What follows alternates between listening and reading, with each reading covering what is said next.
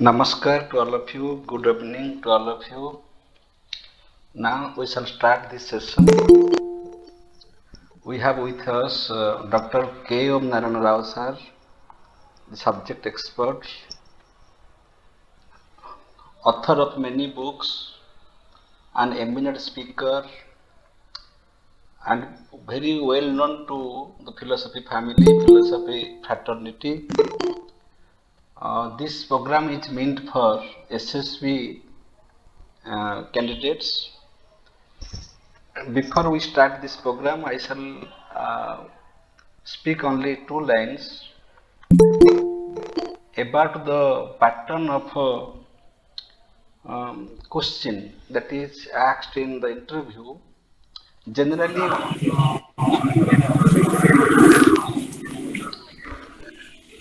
please mute all. Generally, we think that in the interview of any recruitment, we apprehend that very difficult questions are asked. But this is not the case. Actually, in the interview board, they ask very simple questions and very tricky questions, very intelligent questions. And by that, generally the talent of a participant, a candidate is judged. Suppose you fail to give answer of a difficult question, by that your talent cannot be assessed. But if you fail to answer a very simple question, then you will be rejected. This is the secret you have to keep in mind. They are very gentle, very polite in their responses. They will ask very simple questions. Intelligently they will ask you. You have to answer that. So that is possible when you are very much clear about your text. So don't fear that they will ask very difficult questions. Never. Talent is tested by very simple questions from common sense. Keep this in your mind. So without delay, we shall start this program. We have about 86, 87 participants.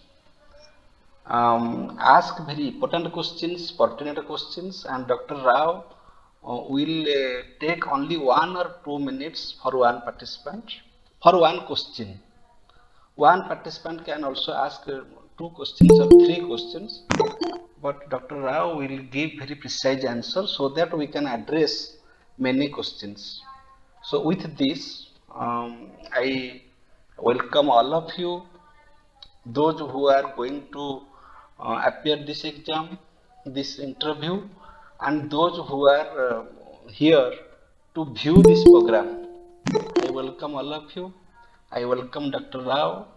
We are all proud of Dr. Rao that he has written many books, and especially books on logic and symbolic logic. So we shall start this session. Those who have questions, they can ask now. Please mute all. Mute all. Now Dr. Rao is ready for giving answer. If anybody has any question, ask directly or write in the chat box. Okay, thank you, Professor Das, for organizing this interaction session for the students who are going to appear the SSB interview. Well, many students were connected over phone. Well, this is a good platform that Pramod Das sir could provide us so that we can interact on certain questions, especially logic. When we talk of certain technical elements come in, but if we understand the technique, logic is so easy part in philosophy that you'll never imagine that. But the only problem is the understanding of the basics. Once the basics are brushed up nicely, I don't think much of the problems lie in logic. So I invite, say, with all good wishes to the participants in this interaction session. Well, if anybody has any question, as Pramod Das sir said, they can either write in the chat box or directly unmute themselves and put forth the question. Well, I don't see anybody till now to start with what to do. Well, you see, participants, I request you, if you have some queries, please go to the chat box and you may type whatever the problem that persists in your mind. Today, as Pramod Das sir said, it would be on deductive logic. But if you are interested in any area of deductive logic or even inductive logic, that doesn't matter. But the focus today is on deductive logic. Anybody? Well, if I don't find anybody from, okay, yes, somebody has said, sir, I want to know about distribution of terms. What is problem of induction? Okay, anyway.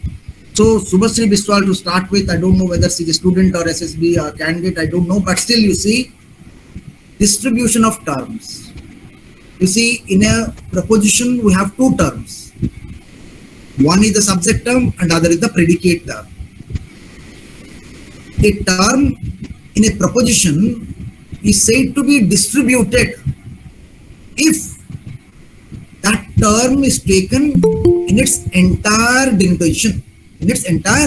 denotation. To put it simply, suppose when I say, if you find a term, subject term, prefixed by all, if you find the subject term prefixed by all, that means the entire denotation of the subject term is taken into account. That means that term is distributed. If you find a subject term prefixed by some, that means that subject term is taken in its partial denotation. This is the easy way of understanding a distribution. If I say no students are good, if I say no students are bad, suppose if I say no students are bad, you see, when you say no, no also has a universal denotation in the negative sense. So whenever you find a subject term qualified by all or none, then that term is distributed. This is the easy way of understanding. If you find the predicate is prefixed by is, then the term is not distributed. If the predicate is prefixed, if you find is not P, so if you say S is not P, that means you find not before P. That means that P is taken in its total denotation. That means that term is distributed. So easy way out is find out whether the subject term is qualified by all or no. If it is qualified by all or no, then that term is distributed. Look at the predicate. If the predicate is preceded by not, then the predicate term is distributed. This is the easy way of coming out of the situation.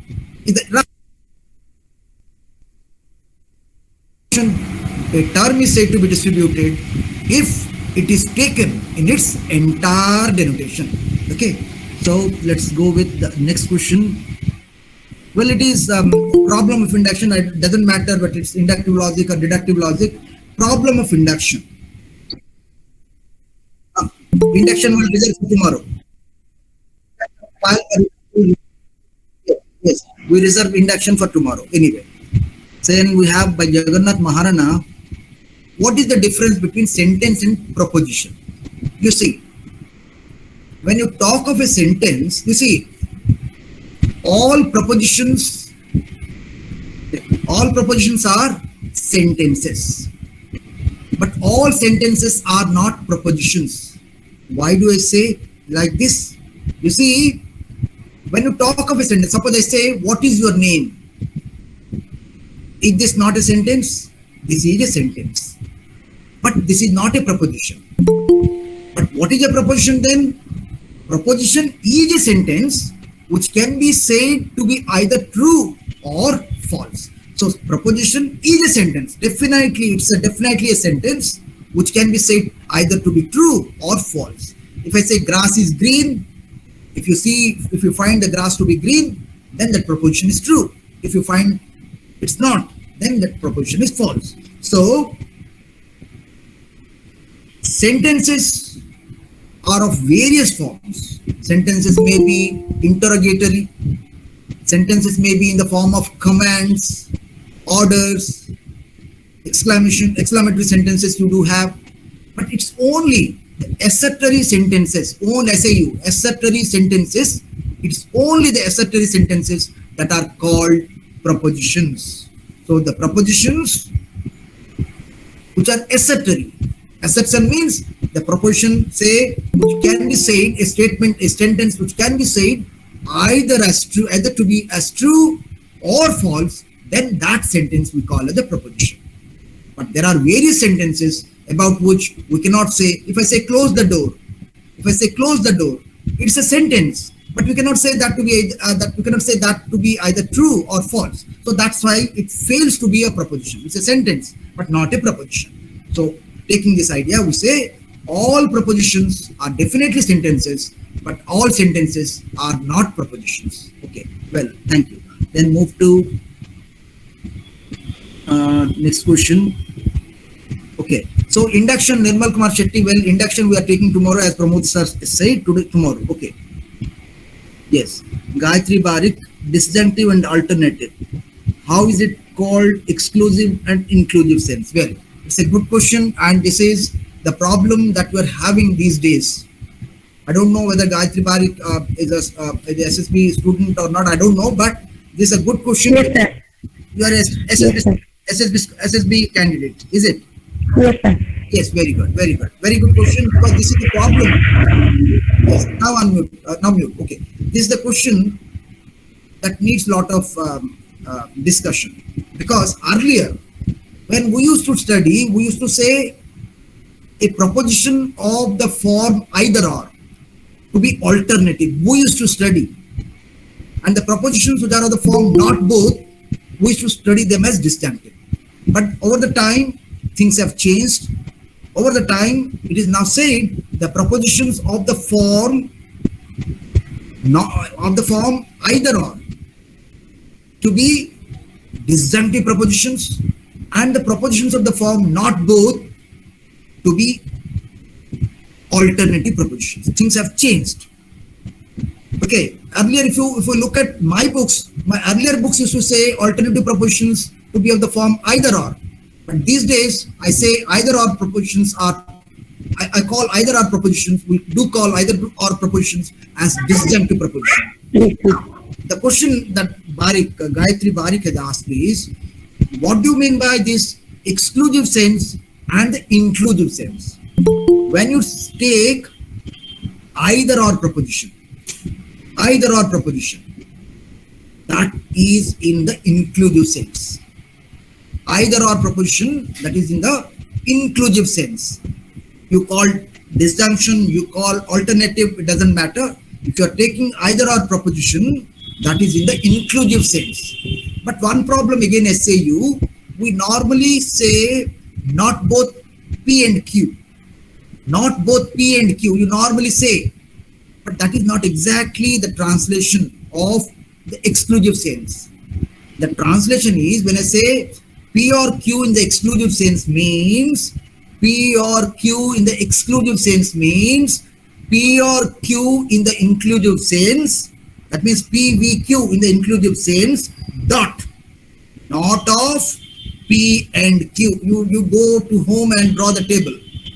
We normally say not P and Q, not of P and Q. We call as normally, for sake of convenience, we say that to be in the exclusive sense, but it is not actually the right translation. The exclusive sense propositions are, when I say that is in the form PVQ dot not of P dot Q or P and Q. Okay, did you get my point, Gayatri Barik? Exclusive sense, normally we say not both, but that means PVQ dot not of P dot Q. Okay, you go home and see, and one more thing I say, when you take the symbolization in the form of well, VQ, remember, always remember something like this. When you have a symbol like this, okay, you call this. Yes, please mute yourself for the timing. Okay, when you take a symbol of the form of well, we normally we say we. You see, I teach my students something like this. When you take a symbol V, you see, you have to, you can put one egg into it, or you can put both the eggs into it. You can put one stick into it or two sticks into it. But when you take well, think of an umbrella. You can have only one stick. When you take symbol of the form ought, this symbol is called ought. So if you think that to be an umbrella, you can have only one stick. So when you take ought in the exclusive sense, when you take disjunction in the exclusive sense, and disjunction in the exclusive sense is true when exactly one of the disjuncts is true. So when you see exclusive EX, you see, when you talk of exclusive, please underline EX. EX means exact. You see, from that you have in mind exactly. What exactly? Exactly one is true. When exactly one of them is true, then disjunction in the exclusive sense is true. When both of them are true, disjunction in the exclusive sense is false, because exclusive sense demands that exactly one of them must be true. Okay, so Gayatri, are you okay now? So when you talk, okay. So let's go to. Thank you, sir. Okay, even Pramod sir can ask, well, no problem. Okay, now we'll say Smriti Vasantia. Okay, Ram lies to Hari, Hari lies to Sita. Therefore, Ram lies to Sita. Does it come as a fallacy of four terms? You see, yes.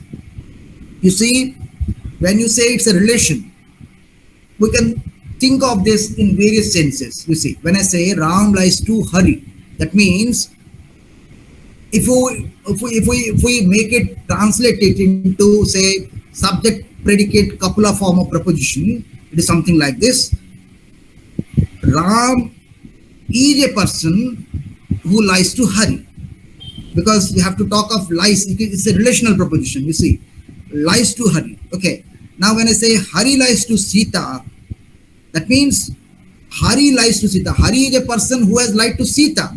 Now you see, so there is no connectivity. You see, the middle term is missing here totally.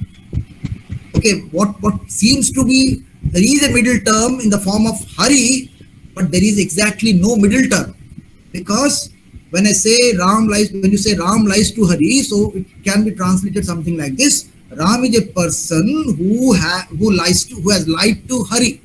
So what we get is a person who has lied to Hari. So Hari is again taken as a subject, but Hari is not there. But normally what we feel, we take Hari as the middle term and we confuse. So it's first of all, it's not a syllogism at all.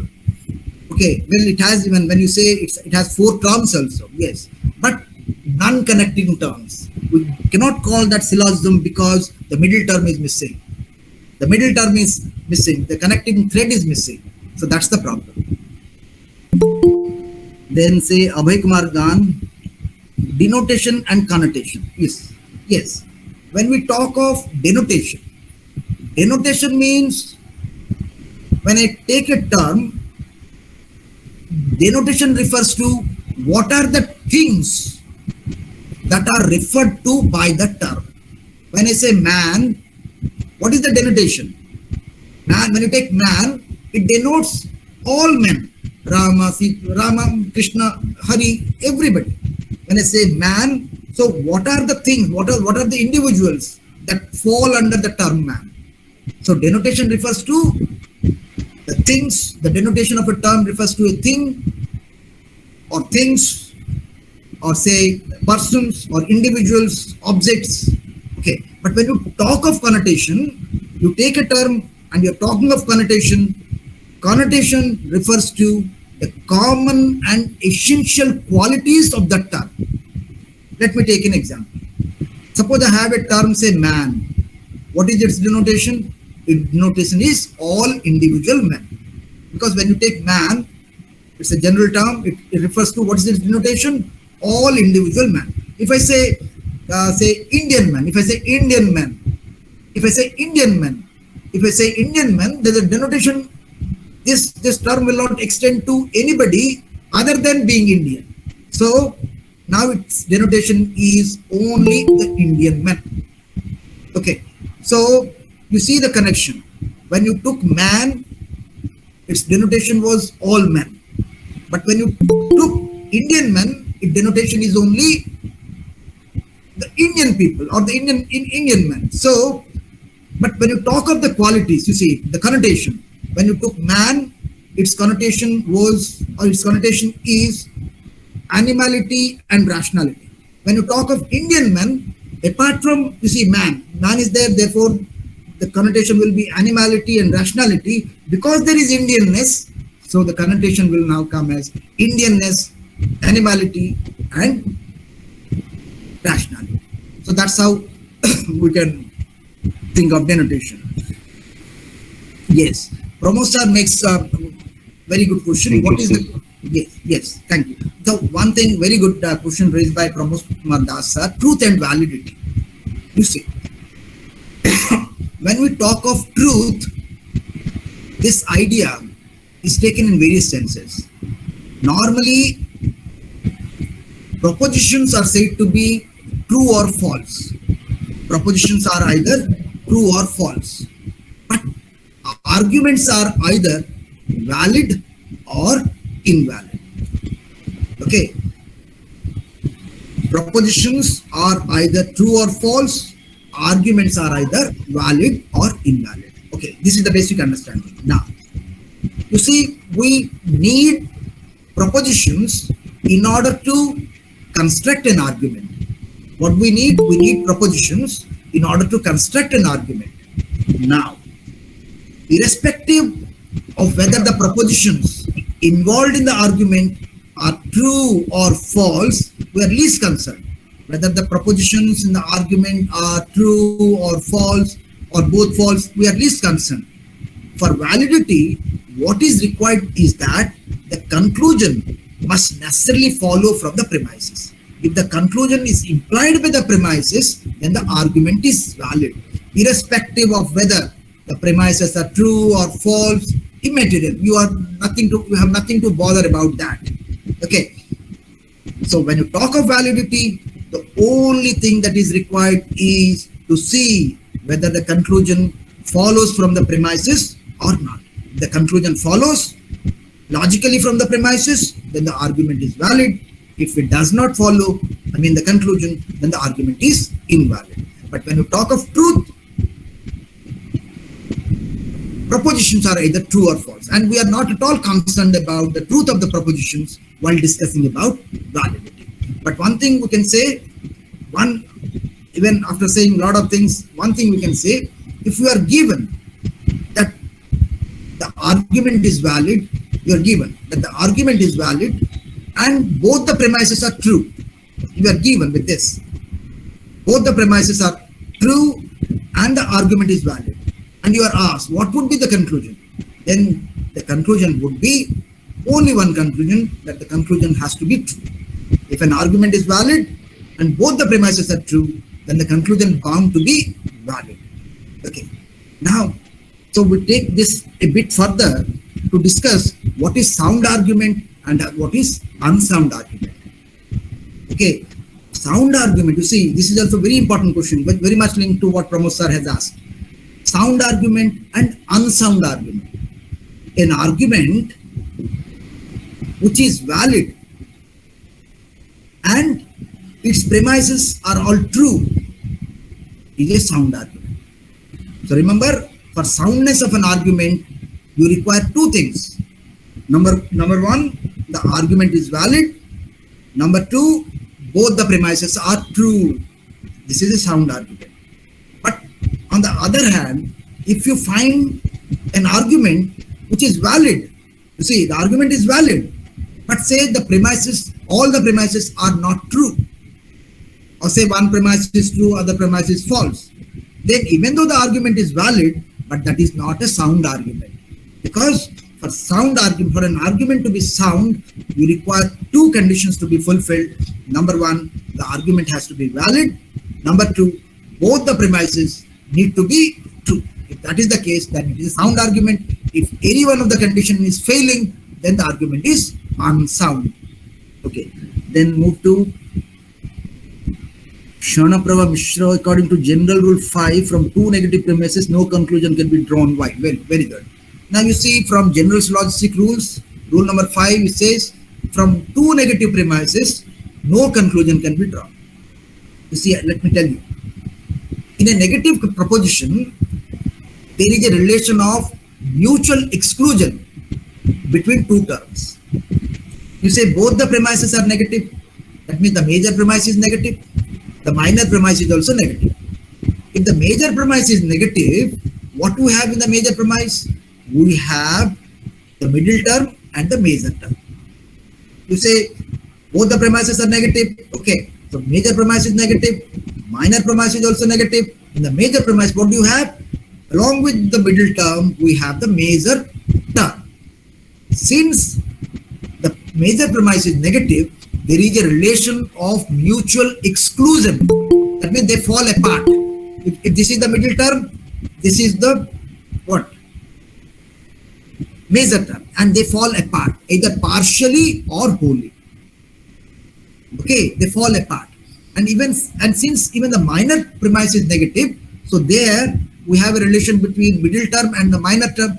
There also the middle term has a relation of mutual exclusion, either partially or wholly, with the minor term.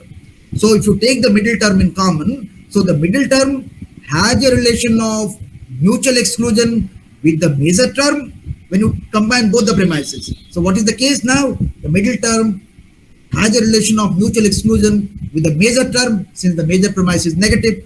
Similarly, the middle term has a relation of mutual exclusion with the minor term since the minor premise is negative. So the middle term, if you combine, what you find? The middle term has a relation of mutual exclusion with both the major term and the minor term. In such a case, no connection, no relation can be established between the minor and the major term. Since we cannot establish any relation between the minor and the major term in such a situation, no valid conclusion can be drawn. Okay, I think Kalyana Prabha Mishra will, I think, now Nirmal Shetty wants to know what is material obversion. Material obversion, you see, material obversion, it is linked with logician Bain, who says, you see, here though the word obversion is given, but here we are not going with the rules of obversion. So obversion here is based on the facts of nature. By looking into the facts of nature, we make an obversion. So what is happening here is, see, something like this. Here, we take a proposition, say something like this: knowledge is virtue. I take a proposition of the form knowledge is virtue. What you do is, in order to have a material obversion, you take the contrary of the subject, okay, and you take, imagine, of the contrary of the predicate or the contradictory of the predicate. You see, so material obversion is got by taking the subject in the conclusion, imagining the contrary of the subject in the premise. So you have knowledge as the subject in the premise. So in the conclusion, while doing material obversion, in the conclusion, we'll have ignorance is wise. Because for knowledge, the contrary term is ignorance, and for virtue, the contrary term is wise. So material obversion, if you say anything of this sort, whatever proposition that you take, you say war is, suppose you say something, war is, what to say, violent, suppose. war is violent. Okay, so what would be the opposite of war? Peace. Peace is non-violent. Okay, war is violent. So the material version of war is violent would be peace is non-violent. So something like this. So in material version, the general rules of aversion are not followed. What you do is whatever is there in the subject position, in the premise, you imagine the contrary in the subject place, in the conclusion, and for the predicate, imagine the contrary of the predicate or the contradictory of the predicate in the conclusion. So by this, we can have a material aversion. Nirmal Shetty, well, I think it's okay for you. Thank you, sir. Thank you, sir. Okay, done, Nirmal. Then Parvati Devi Das. Okay, now you see, Parvati Dasi has a very good question on opposition of propositions. Normally, we take the square of opposition in the traditional sense, and we have the modern square of opposition, which is not exactly the square. It's something of a different dimension. But traditionally, what people used to take, by taking a square and representing the opposition. Okay, let us start with the modern position. We know we have four kinds of propositions: A, E, I, and O.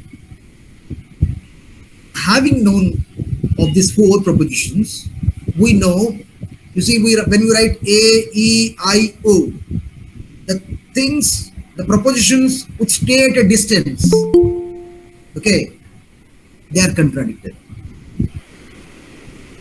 Normally, the enemies, they stay apart. So A, E, I, O, when you write in a series, A and O, they are contradictory. Okay, and when two people sit together, then also there is a contradiction. Then there is also a fight. So E and I are also contradictory. Okay, so along the diagonals, what to take? A and I. Sorry, A and O. In one diagonal, in the other diagonal, we can have E and I. So they express the contradictory relation. Now, why I am telling this? Because in order to explain you the position. What is the difference?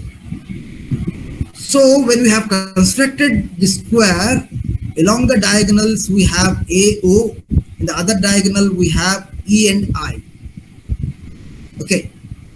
Now you see, a proposition, if you go by the existential import of proposition, there is another concept called existential import, which we should discuss. Okay, existential import. You see, when you talk of A type of propositions, A propositions are existentially negative. I tell you first of all, then I will tell you what is this existentially negative.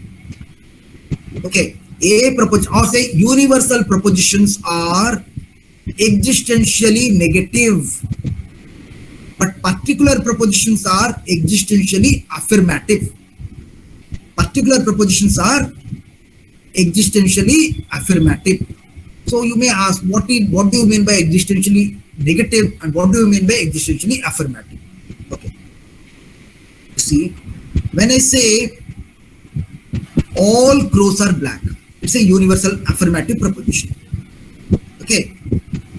This universal affirmative proposition has no existential import. It is existentially negative. Why it is existentially negative? Why it is existentially negative? Because one instance of a crow being not white will falsify this proposition. One instance of a crow being not black will falsify all crows are black. So that's why the logicians say the universal propositions are existentially negative. There is another issue I will tell you. But when you talk of particular proposition, some crows are black. Even you find one crow to be black, that will prove yes, there is at least one crow which is black, and that justifies some crows are black. Even you find one crow, I say you, okay, even you find one crow to be black, you can say some crows are black, because some may talk of even one crow. So one instance is sufficient to say particular propositions have existential import. But if you come across thousands of crows and you find them to be black, but there is always a risk, if you come across a crow which is other than black, then the entire proposition, all crows are black, comes to be false. That's why they say universal propositions are existentially negative. Okay, now in the traditional square of oppositions, this problem was not taken. This problem was not taken. You see, when you talk of super alternation, from A type of proposition, we can infer I type of proposition. We say from A is the super alternate of I. Okay. In the traditional square of opposition, there are certain problems which are taken up in the later logicians. What is that? They say there is an existential fallacy. There is a commission of existential fallacy. What is that? If we have two universal propositions, I said you, universal propositions are existentially negative. If you are deducing a particular conclusion from two universal propositions, you see, if there is one universal proposition, one particular proposition, there is no problem at all. But if both the premises are universal and you are deducing a particular conclusion, you commit an existential fallacy, because universal propositions are existentially negative, but particular propositions are existentially affirmative. And this issue was missing in the traditional square, and this was taken up in the modern square of opposition. This is the greatest contribution, this is the greatest change that we find in the modern square of opposition. So one thing, remember, when you talk of super alternation, or when you talk of reducing an I type of proposition from an A type of proposition, okay, problem arises, because A type of proposition is existentially negative, but I type of proposition is existentially affirmative. How can we derive an existentially affirmative proposition from a proposition which is existentially negative? So that was not accounted by the traditional square, but the modern representation of relation between propositions, that part has been accounted for. Okay, I think. Then Suchitra Shial, what is the fallacy of subalternation? I don't think there is any fallacy of subalternation. Okay.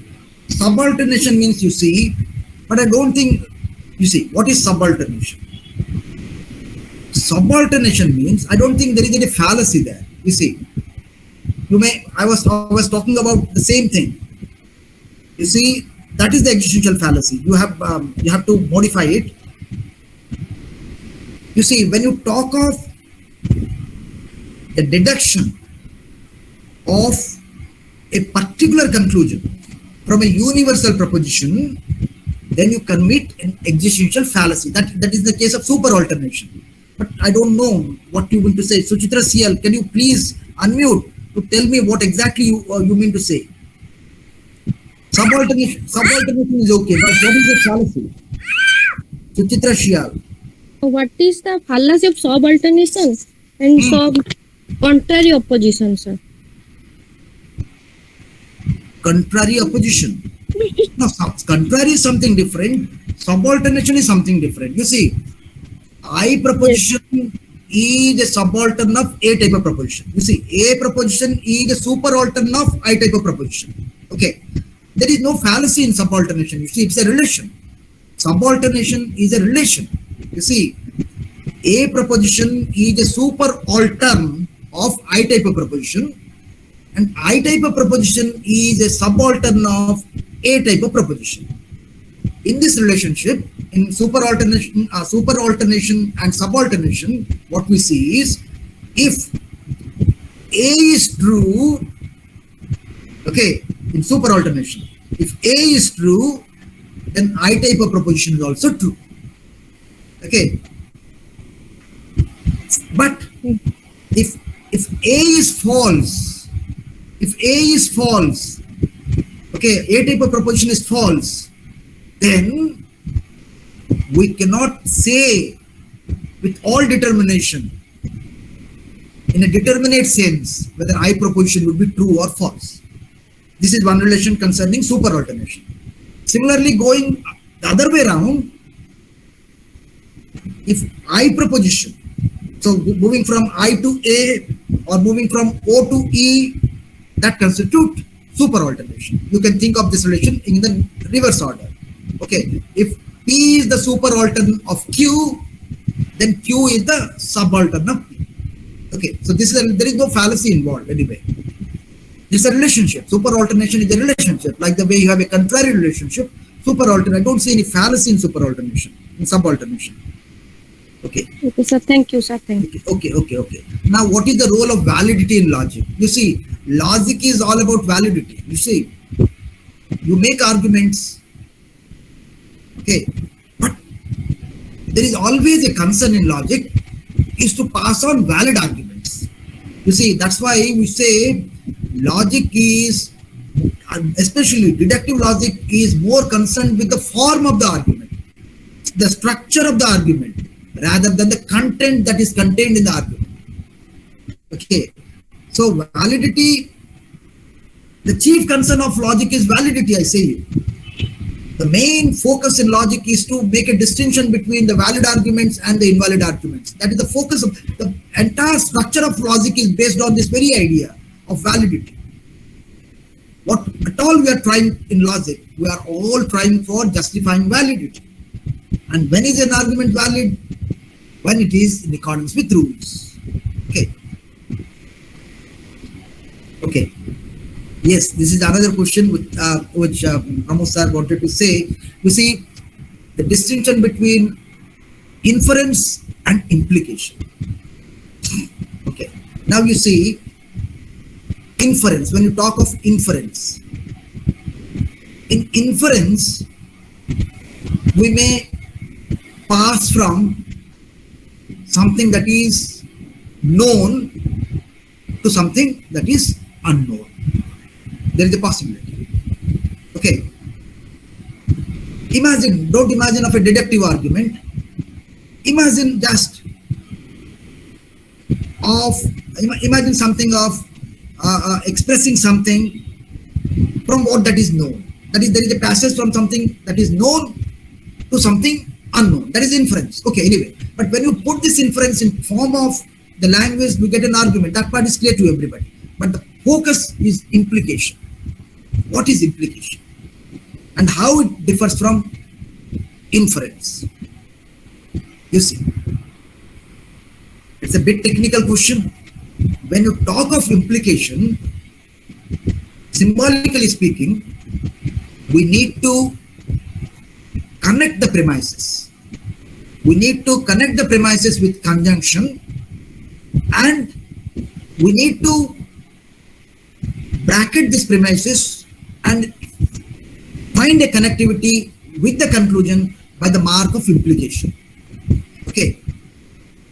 What I mean to say is, if we have a set of premises and we say these premises imply the conclusion, so symbolically speaking, implication occurs when we combine the premises with conjunction, and the conjunctive form of the premises are linked with the conclusion through the mark of implication. If the truth table is constructed corresponding to that, and we get a tautology. Tautology means we get the matrix number to be 1, 1, 1, 1. Suppose in a binary logic, if you get the matrix number 1, 1, 1, 1, that means there is an implication. But if one of the conclusions fail to be 1, then there is no implication. That is not implied. The implication fails. If you take the whole sense. Well, I think still more of reflection is required. If you permit me, I can just make a point on this. If you permit me, okay.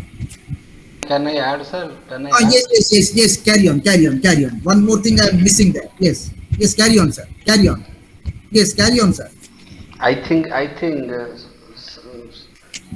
inference is wider than implication. Hmm.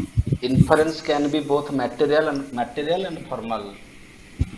Yes. Material and formal, but Hmm. implication is always formal. Always formal. Yes. This is one distinction.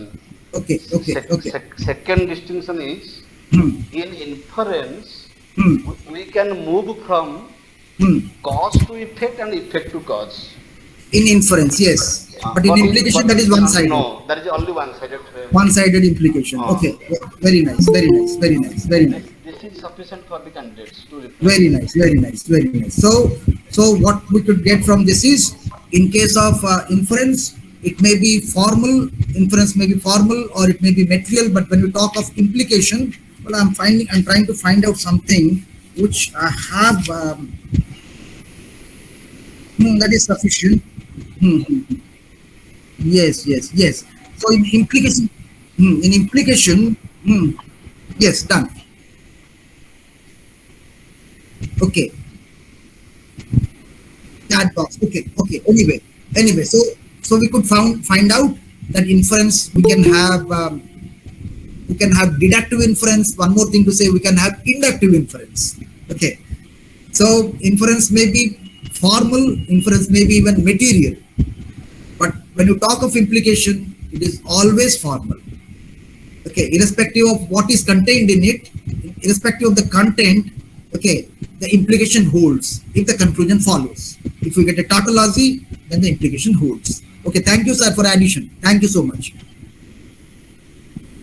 The second is cause and effect. Yes, we can move from in inference both the sides, but both of the passage is possible, but implication is always one-sided. Yes, thank you. Okay, what is the basic difference between inductive and deductive logic? Well, you see, in deduction, one thing you should remember, there is always a need of a universal proposition. At least one of the premises must be universal. Okay, in deduction, at least one of the premises must be universal. Okay, and if both the premises are particular in deduction, we cannot have a valid conclusion. Remember, this is the start to start with. But induction establishes a general proposition. You see, what induction does is, induction goes on with the particular facts of experience, the various instances of a fact, and it comes across a generalization. Say, by saying Ram is mortal, Sham is mortal, it comes to a conclusion, it comes to a generalization, all men are mortal. So in induction, we move from some to all. There is an inductive leap in induction. We jump from crow 1 is black, crow 2 is black, crow 3 is black, crow 4 is black. We move from some crows being black, we move to all crows are black. So in induction, we move from some to all, but in deduction, we move from all to all or all to some. Okay, number one. Having said this, one more important thing in deduction is, a deductive conclusion cannot be more general than the premises. It can be as much general as the premises or less general. A deductive conclusion can never be more general than the premises. Okay, but the inductive conclusion is much general than the instances of experience. So this is the basic difference that we can go with. And sometimes we do. Yes, carry on. Yes, sir. Welcome. Sir, another distinction is yes, sir. Between inference and implication. That is, inference may be true or false. But implication is valid or invalid. Very nice. Very nicely said. That's why I said, when you talk of the matrix 1 1 1 1, it implies the implication is valid. That means the argument based on that implication is valid. If we find at least 1 0 in the matrix number, that implication doesn't hold, the argument fails. Okay, in some one it fails. So implication is linked with validity and inference. Okay. Truth and falsity. Truth and falsity. Okay. Anyway, thank you. Okay. Now, yes. Now it says Aristotle's dictum. Yes. Aristotle's dictum is something like this. It is something. It's a dictum concerning all and none. If you listen to me carefully, you can remember for lifetime the Aristotle's dictum. It is something like this. Whatever we can say universally of a class or a general term, whatever we can say universally of a class, okay, that very thing can be said of any subclass or a thing that falls under that class. Try to understand my point. If I say man is mortal, man, I say all men are mortal. What I'm saying? I'm saying something. What I'm saying? I'm saying mortality about all men. Okay. So if I say Ram is a man, I see an element within the class man. So whatever I say of the class universally, I can say the same thing about this very individual Ram. Or if you think of a subclass, Indian man. Okay, Ram, you see, if you take anything, an individual or a subclass, within that class, whatever you have said about the class can also be said of the subclass or the member within that is comprehended within the class. Okay, suppose let me take something like this. All books are precious. All books are precious. Okay. When I say books, I'm saying all books are precious. Okay. These are some books. When you say some books, the some books are included in the all books. So these are precious. Okay. These novels are some books. So these novels are precious. So whatever you say of a class, you can say the same thing about a subclass or a member that you can imagine within that class. Are you able to understand who is that? Himani Das, did you get my point? If I Yes, see, sir. did you Yes, get my point? Whatever you can say of a class, affirmatively or negatively. Okay. Yes. Whatever you can universally say of a class, affirmatively or negatively, we can say that thing of a subclass or a member that can be seen, that can be comprehended, that can be found within that class. Okay. Did you get my point? Yes, sir. Well, Smriti Rekha Nayak, she says, is logic a science or an art? Well, it's a question, you see. When you take logic, when you apply logic, okay, it becomes an art. When you say it's an art of reasoning, when we apply logic in the different disciplines of life, it becomes an art. When you take logic to be applied in different walks of life, we can take that to be an art. But as a systematic study, as a well-planned study, as an well-organized study, okay, when we take like this, we conceive logic to be a science. When you take logic, the entire scheme of logic, when you see it to be very much organized, it is very much patterned, it has a certain scheme, it has a certain structure, okay, it has a certain form. When we take all these elements, we find These elements are all scientific, and in that sense, we can say logic is a science. But when we apply the techniques of logic in different schemes of life, in different fields of life, okay, logic becomes an art. It becomes an art of reasoning. Okay, so you can take it as a science or an art. Okay, anyway, thank you. How do we determine a weekend mood? You see, we find weekend mood whenever, suppose you have a universal proposition. The two premises are universal. Okay. Take for instance Barbara. Okay. Now, in Barbara, what you find, it is AAA. It is a stronger version. But we do have Barbary, a weakened form. You see, from A, I can follow.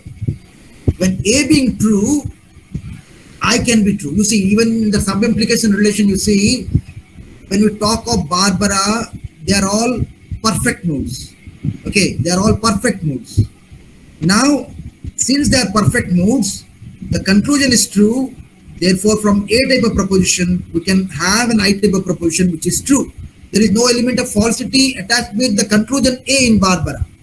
Okay, so since A is a perfect mood, we can, since A, from A type of proposition in the conclusion, we can reduce I type of proposition, because the conclusion that we have in Barbara is true, and from A type of proposition, we can deduce an I proposition which is also true by the relation of super implication. So we can say AAI also holds good in figure 1, and that is Barbary, but that is a weakened form of, or a subaltern form of Barbara.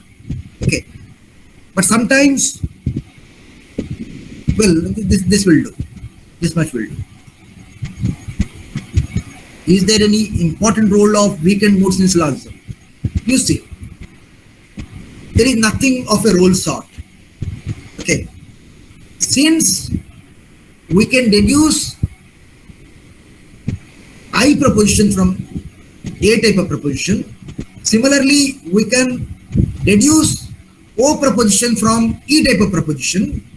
Okay, by the relation of super implication, we are having another form of it, which is in the weakened sense. And that is also because, and that too doesn't commit any sort of fallacy. You see, in deductive logic, you can have, you see, the conclusion can be as much general as the premises, or the conclusion can be less general than the premises. If you are having a conclusion as much general as the premises, okay, even deductive logic permits to have a conclusion less general than the premises. That is possible.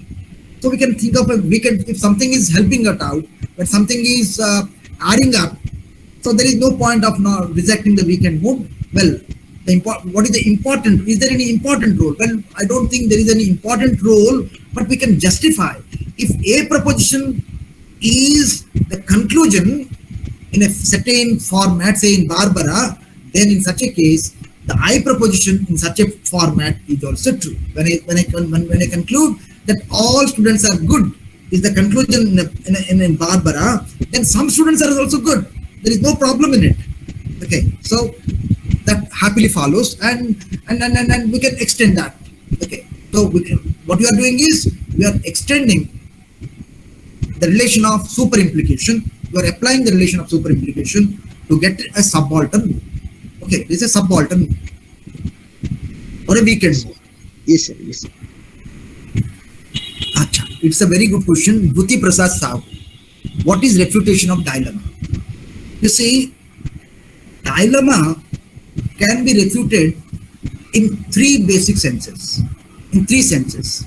Number one, you are given with a dilemma.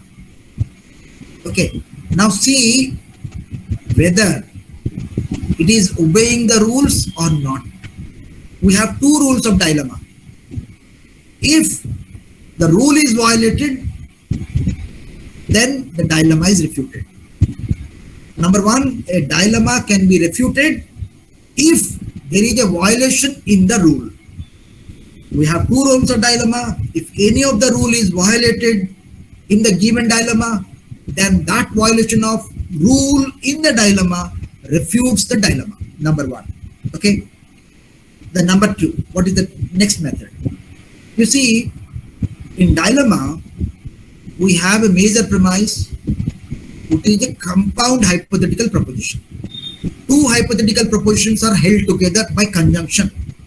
Okay. In the minor premise, we have a disjunctive proposition, either or proposition. Some speak that is an alternative proposition. I don't mind it, but I say it's a disjunctive proposition. Either or proposition, I make it more clear. The minor premise is an either or proposition. Okay. Now, in the second form of refuting the dilemma, what you do is you refute the dilemma by proving that the major premise is weak, or you refute the dilemma by showing that the minor premise is weak. So, in the second form of refutation of dilemma, what you do is we can divide into two sections. Number one, show that the major premise is weak, or you show that the minor premise is weak. So, let us take by the dilemma. Let us try to refute the dilemma by taking the major premise. As I said, the major premise, we have two hypothetical propositions joined by a conjunction. Okay. Now, these two hypothetical propositions are like two wheels of a cart. These two hypothetical propositions are like two wheels of a cart. Okay. So either you take by one wheel or you take by both the wheels. I mean, the two hypothetical propositions, I am drawing an analogy of the wheels in the cart. Suppose one of the hypothetical proposition is weak. One of the hypothetical proposition is weak. Suppose in a cart, one wheel is very strong, very good, but the other wheel is not at all good. It is broken. Can the cart move? The cart cannot move because one of the wheels is broken. Similarly, here in the major premise, we have two hypothetical propositions. We take the dilemma by one horn. One horn means we show that one of the hypothetical proposition is weak. How do you show this? Suppose the hypothetical proposition, one of the hypothetical proposition is something like this. If it's a hypothetical proposition, so you say something like this. If I am going to die, then appearing the examination is useless. If I am going to die, appearing the examination is useless, or working is useless. You see, man is mortal, it's known, but still we have got to work. Okay, so this form of hypothetical proposition is very weak. Even though even though every man is bound to die some other day, but still he has got to work. But here what you are taking a hypothetical proposition, something of this form. If man is destined to die, working is useless. So this sort of hypothetical proposition is a weak form of the hypothetical proposition, and because of one hypothetical proposition being weak, this weakness is spread. Like say, if one wheel of the cart is weak, the cart cannot move. Similarly, even though one of the hypothetical proposition is weak in the major premise, then also the entire major premise turns weak. This refutes the dilemma because the major premise turns to be weak. Okay. Or you may imagine both the hypothetical propositions are weak. Then also, by proving both the hypothetical propositions are weak. How do you prove that the hypothetical propositions are weak? By showing that it is false. The hypothetical proposition is false, turning out to be false. Okay, so if both the hypothetical propositions in the major premise are false, then it is a case of refuting the dilemma by taking both the horns.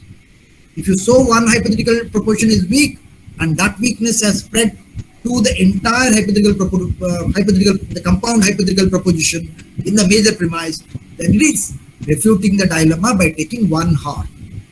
So the second method of refuting the dilemma is by showing the major premise is weak. Okay, or you have a minor premise. You see, in the minor premise we have a disjunctive proposition of the form either or. two disjuncts are there. Okay, suppose something like this.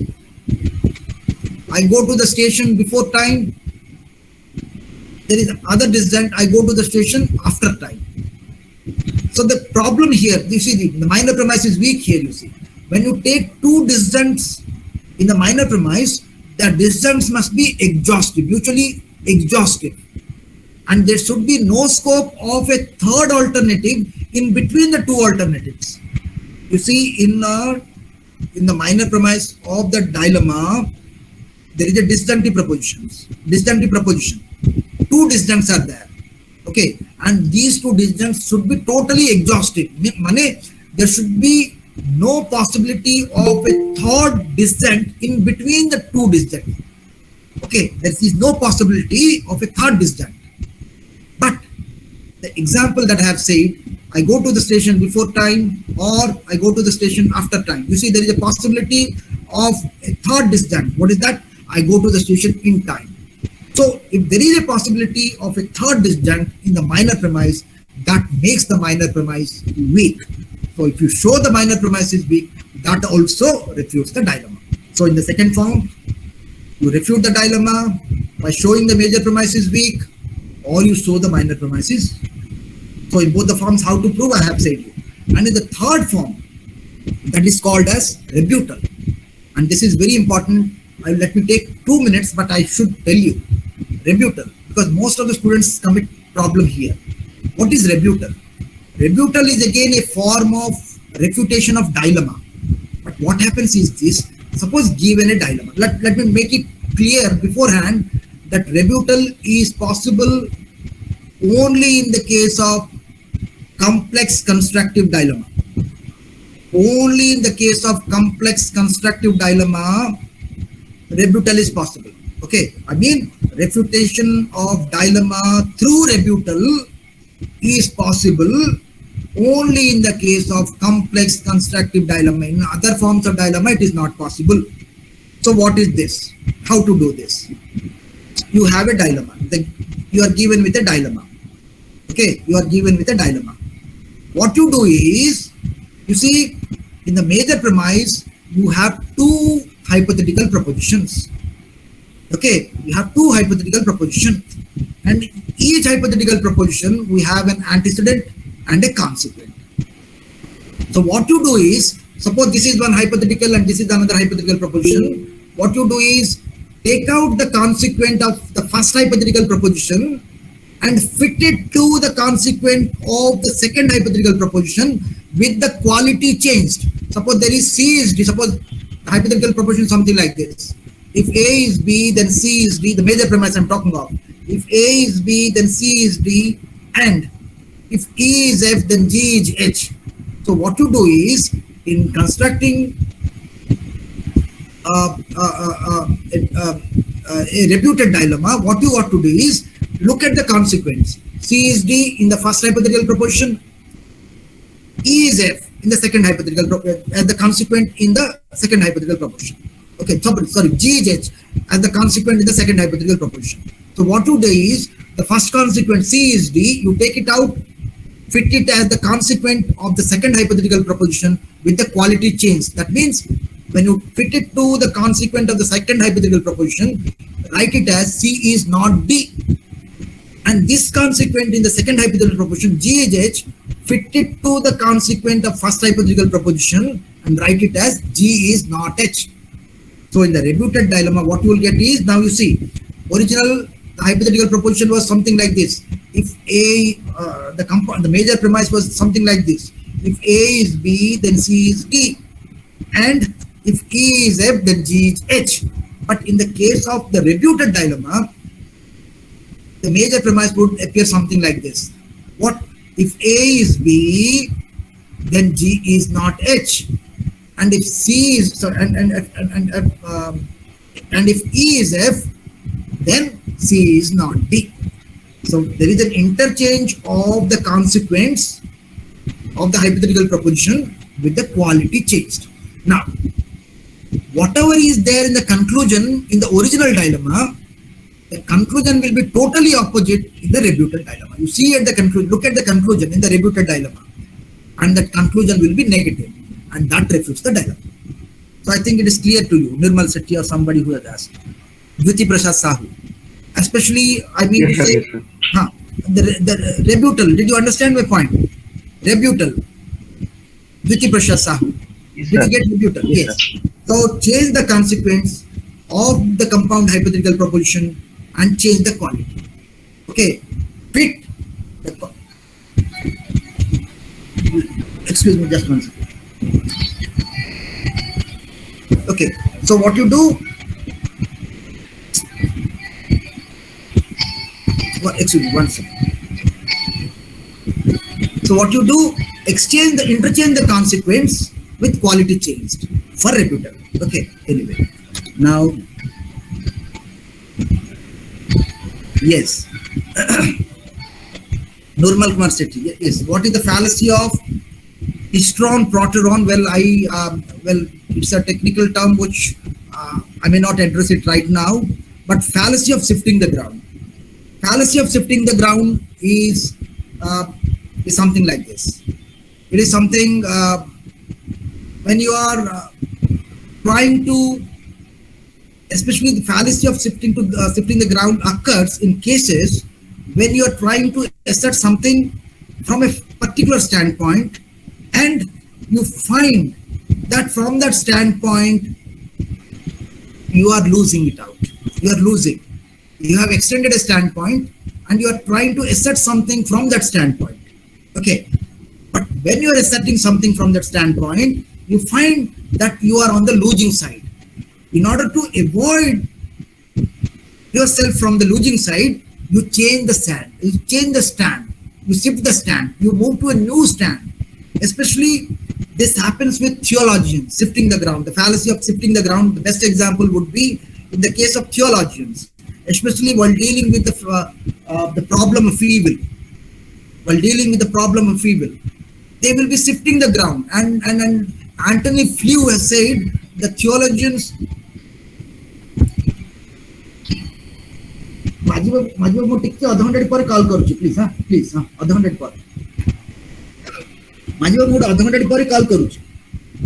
Okay, so fallacy of shifting the ground means you take a ground, you extend your position when there is an attack by the opponent, okay, and you find that your ground is getting fragile.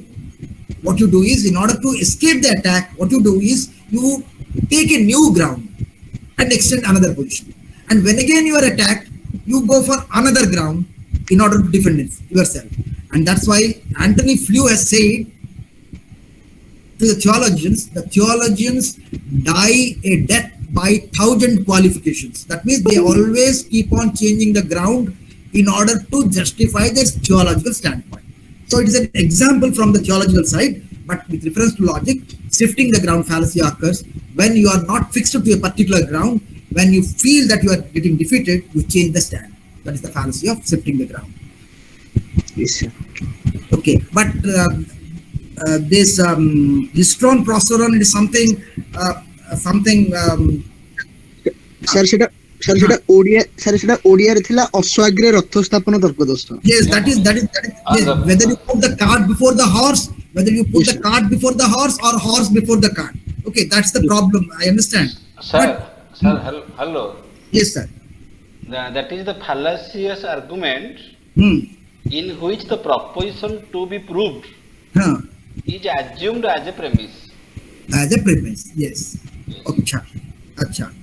Okay, next question. Okay.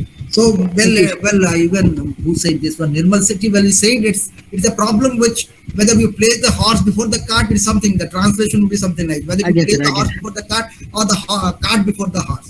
Okay, so I'll come to this. The bit of reference I'll make and come to this. Yes, sir. Then what is the difference between, but that we have addressed already, deductive and inductive logic. What is formal truth and what is material truth? Yes. Now you see, formal truth. When you talk of formal truth sometimes, you see, validity, when you talk of validity, when you say it is formally true, sometimes you do say, this is formally true. Formally true means it is valid. it is formally valid. So sometimes it's a confusion comes. Oh, when you say truth and validity are different things, but it is said formally true. That means it is formally structured to give rights to what is called validity. When you say formally true means it is a valid argument. Okay, formally true means it's something having an implication that the argument is valid. And what is material truth? Material truth means, you see, deductive arguments always crave for, am I audible? Yeah, okay. Deductive arguments always crave for the formal truth. They are always concerned with the form of the argument. Okay. It doesn't matter what is the content, what form of, whether the propositions involved in the argument are true or false, they are least concerned. If the form is okay, if the form is in accordance with the rules, then the argument is valid. But inductive logic is more of is something which is talking about the material truth. It tries to establish the material truth. You see, when you say inductive argument tries to establish the material truth of a general real conclusion. Okay, so material truth, you see, it is something linked with the facts of experience. But this facts of experience is missing in the case of formal truth, because we are not at all concerned with the facts, whether the facts are true or false. We are least concerned. Whether really we are talking of unicorns, whether they exist, don't exist, we are least concerned. What we are only concerned is whether the argument is having a certain logical form or not. If it is having a logical form, then we say it is formally true. But when you talk of material truth, it has an implication for the facts of experience. And in that sense, deductive logic has, though some sort of formal sense, but it is largely concerned with the establishment of material truth. Yes. Sir, hello. Yes, yes. A similar question can be asked in the interview. Huh. The difference between logical certainty and factual certainty. Exactly. Logical certainty and factual certainty. Yes. Formal truth is logical certainty. Yes. Material truth is factual certainty. Very nice. Very nice. Very nice. Okay, next question. Very nice. Very nice. Okay. Very nice. Then distinction between figure and modum syllogism. You see, when we talk of figure, we are concerned about the position of the middle term. What is the position that you see? Middle term is present in both the premises. Middle term in a syllogism is present in both the premises. What is the position of the middle term in the premises determines the figure of the syllogism. If the middle term is present in the subject, in the major premise, and the predicate in the minor premise, then it is figure 1, and you know the figures. And if the middle term is present in the predicate position in both the premises, then it is figure 2. If the middle term is present in the subject position in both the premises, then it is figure 3. And if the middle term is present in the predicate position in the predicate position of the major premise and the subject position of the minor premise, then it is figure 4. So figure is all about the position of the middle term. So figure is a form of syllogism as determined by the position of the middle term in the premises. Depending upon the position of the middle term, we have a figure. We have 4 figures. But as regarding mood is again a form of syllogism as determined by the quality and quantity of the premises. Okay, there are 3 definitions of mood. One is mood is a form of syllogism as determined by the quality and quantity of the premises, just the quality and quantity of the premises. Okay, quality and quantity means of the premises means whether the premise is A type or E type or I type or O type of proposition. Okay, but in the second definition, mood is a form of syllogism as determined by the quality and quantity of both the premises and the conclusion. This is the second definition. So when I say quality and quantity means what sort of premises are there, whether it is an A type of proposition, I type of proposition, O or E type of proposition. Okay. Okay. Now, so according to quality and quantity, we have 4 types of proposition. What are the propositions involved in the premises? Okay, that determines the mode. In the premises, in the first sense, the quality and quantity of both the premises and the conclusion. In the second sense of the definition of mode. In the third sense, mode implies all valid syllogisms. All mode means all valid syllogisms. Okay. Now you see, in the first sense, in the second sense, there may be some valid modes and also invalid modes. But in the third sense of a mode, the third sense, mode means all valid combinations of premises to give rise to a valid conclusion. Okay, so we include mode in the third sense to include or to assert valid syllogisms. In a complex dilemma, okay, you see, dilemma is simple if the conclusion is categorical. A is B, it's a categorical proposition. Okay. A dilemma is simple if the conclusion is categorical. Now, if the conclusion is disjunctive, some may say it's alternative, I mean either or proposition, if you find in the conclusion, then you definitely say that the dilemma is a complex dilemma. Look at the conclusion of the dilemma. If the conclusion is a categorical proposition, then the dilemma is simple. Look at the conclusion. The conclusion is disjunctive of the form of either or proposition, then the dilemma is complex. Okay, Kalindi Charan Nayak. Okay. Okay. What is a dilemma? When we have said, you see, dilemma again is a form of mixed hypothetical syllogism. Sorry, mixed, sorry. Dilemma is a form of mixed syllogism in which the major premise is a compound hypothetical proposition, number one. So let me break that into parts. Dilemma, first of all, is a mixed syllogism, number one.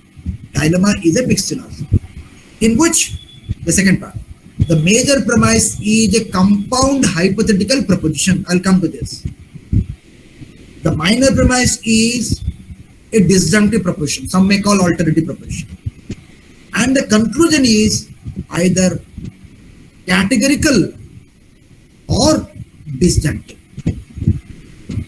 So let me reframe it. Dilemma is a mixed syllogism in which the major premise is a compound hypothetical proposition. When I say compound hypothetical proposition, it means it's a dilemma. If you have a dilemma, we will be having 3 hypothetical propositions in conjunction. But we are dealing with dilemma, therefore we are having in the major premise 2 hypothetical propositions taken together, linked together by conjunction dot and A and the end dot. Okay. The minor premise is a disjunctive proposition. It is of the form either or. Okay. And the conclusion is either categorical. Categorical means if a proposition of the form A is B or A is not B, there is a categorical proposition.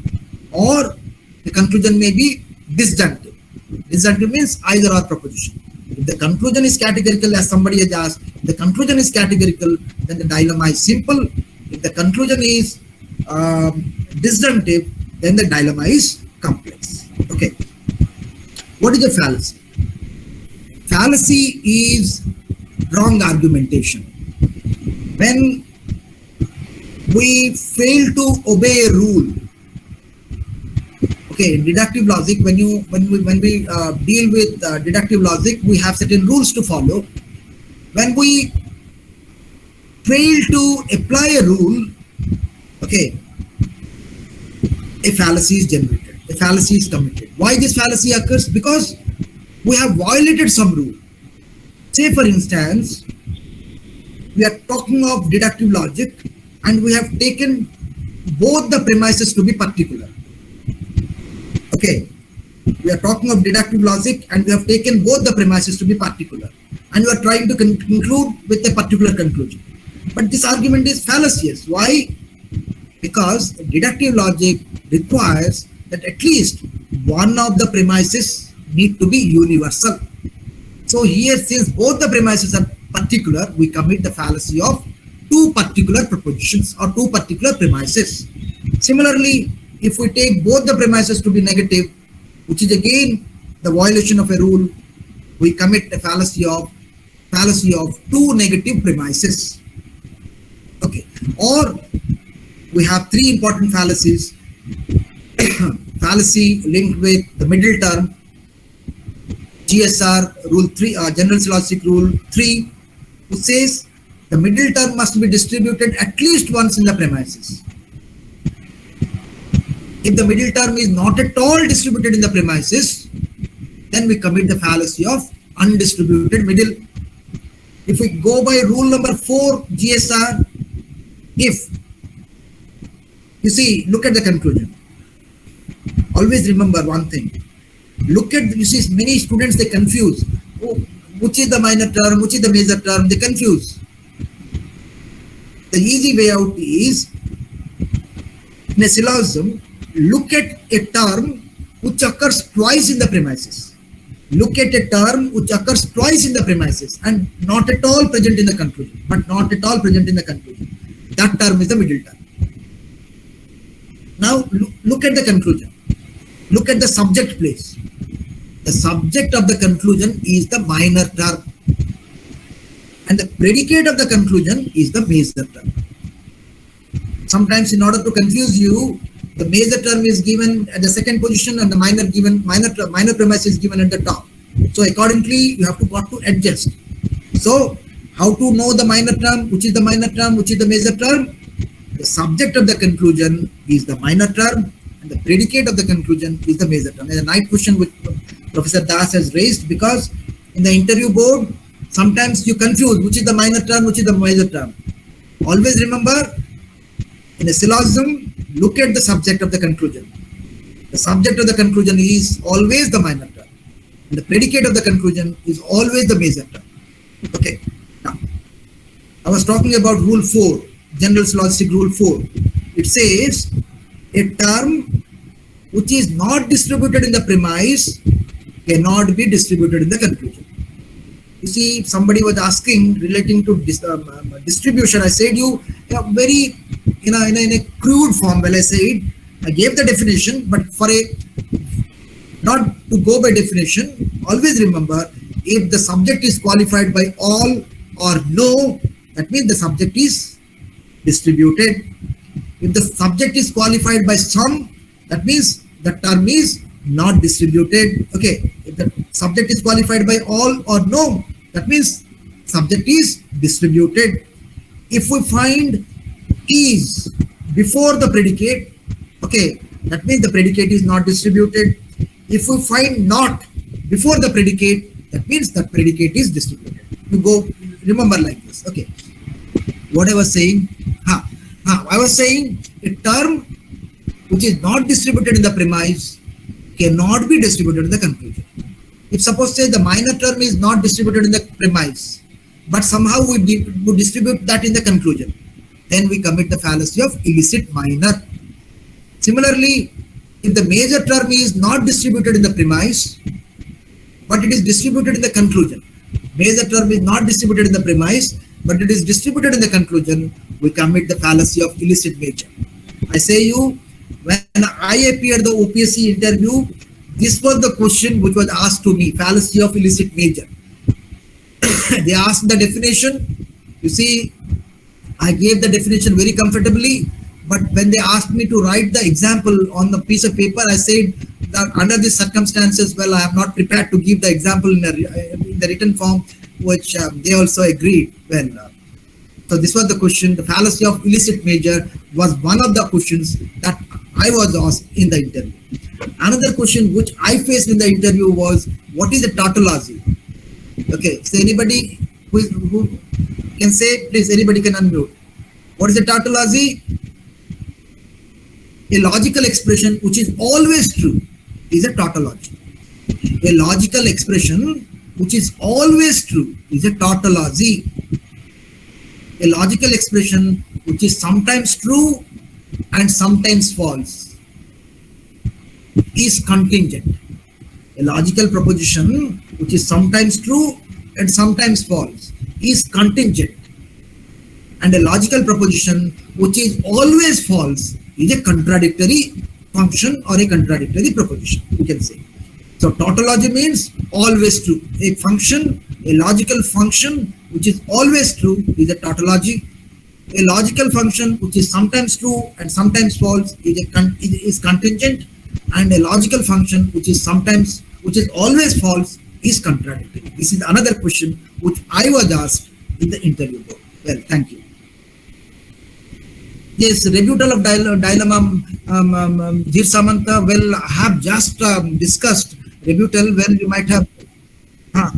It is discussed. It is discussed. Next, we will go to. If you have missed it, you can listen in the YouTube once it is uploaded. Okay. A distinction between contrary, subcontrary, and contradictory.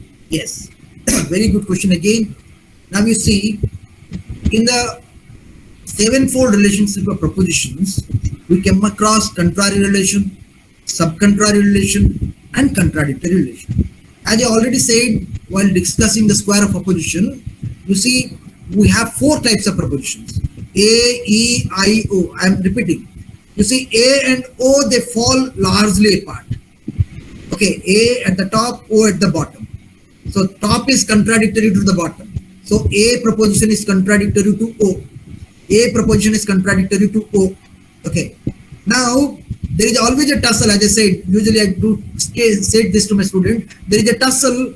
How can there be tussle when they don't come together? So A, E, I. E and I proposition, they come together.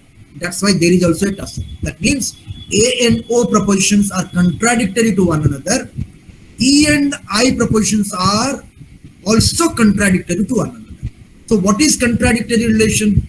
Contradictory propositions are those propositions in which if one of them is true, then the other is bound to be false. If one of them is true, other is bound to be false. Similarly, if one of them is false, the other is bound to be true. There is a total opposition. One is true, the other is false. Similarly, if one is false, the other is true. This is a clear-cut explanation of contradictory. As relating to contrary, you see, imagine a box-like structure. Distribute these four propositions something like this: A, E, I, O. At the top, A, E. You see a box-like structure. Your mobile screen, imagine A, E. At the bottom, I, O. Okay. So A and O, E and I, diagonals. They constitute the contradictory opposition. Okay. Now at the surface, at the top, A and E propositions are contrary to one another. What is this contrary relation? Contrary relation means if proposition, you see, if A is true, okay, then E is definitely false. If A proposition is true, then E proposition is definitely false. But if proposition A is false, then the truth value of E type of proposition is undetermined. So when you talk of A and E, they are in the contrary relation opposition. Here you see in contradictory what happens? If one is true, the other is false. No issue. If one is false, other is true. No issue. But in contrary opposition, we say P is contrary to Q if P is true, Q is false. If P is true, Q is false. But if P is false, Q is undetermined. That means you cannot know the truth value of Q. So if proposition A type of proposition is true, then definitely E type of proposition is false. But if A type of proposition is false, then we cannot say whether the E proposition is true or false. This is contrary relation. In subcontrary, at the base, we have I and O type of proposition. I proposition is the subcontrary of O type of proposition. That's the opposite of what you have in the top. So you take one to be true, the other turns to be false. If one is false, the other is undetermined. Just the reverse here. If I proposition is false, then O proposition is true. If I proposition is true, then O proposition is undetermined. That's the reverse of what we saw at the top. In contrary opposition, if P is true, Q is definitely false. But if P is false, Q is undetermined. The truth value of Q is undetermined. We don't know whether Q is true or false. Just opposite in the subcontrary relation. If P is true, if P is false, Q is true. But if P is true, Q is undetermined. That is the relation of subcontrary opposition. Yes. Somebody has asked what Ganesh Rana, it is again contraposition. You see, we have various types of immediate inferences. Normally at the +2 level we study conversion and obversion. We have other forms in the form of contraposition and inversion. Okay, so what is contraposition? Contraposition is again a methodology where what you do is, given a proposition, suppose you are given with a proposition, look at the structure of the proposition, carry on obversion first of all. Okay, suppose you are given with A type of proposition, go on with obversion. Okay, you obvert A, whatever you get, you then convert it. Then carry on this series of conversion, obversion conversion, till the time you get something like this. What? You have all S is P. You have all S is P. You carry on this series of obversion followed by conversion till you get something, a proposition of this sort. What? You get a proposition of the form all not P are not S. That means the subject, okay, in the premise, okay, will the contradictory of the subject will become the predicate, and the contradictory of the predicate becomes the subject in the conclusion, and that is complete contraposition. And the step just before it is the partial contraposition.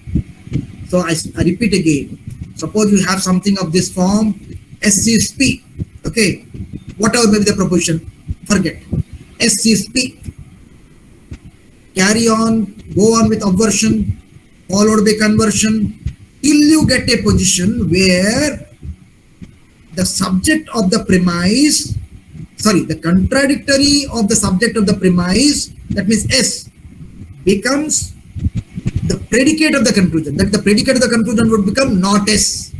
Similarly, the predicate of the premise, P, that becomes the contradictory of the predicate of the premise, that is not P, not hyphen P, becomes the subject of the conclusion.